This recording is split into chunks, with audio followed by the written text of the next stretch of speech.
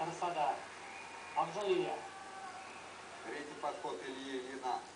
Вес штанги 185 килограммов. Қандай әдемі киімейді мен көріп отырсыздар.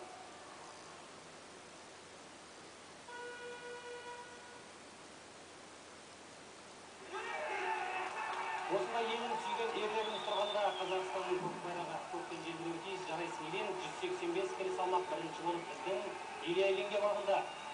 Блестяще выполнил этот подход. И вот за последние годы это наивысший результат Ильи в рывке.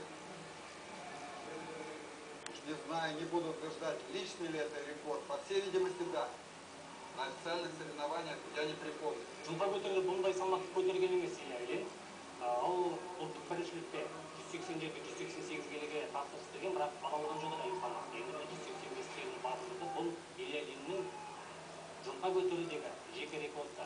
Азия чемпионы Ким Мин Джай дәл сол салмаққа шықты.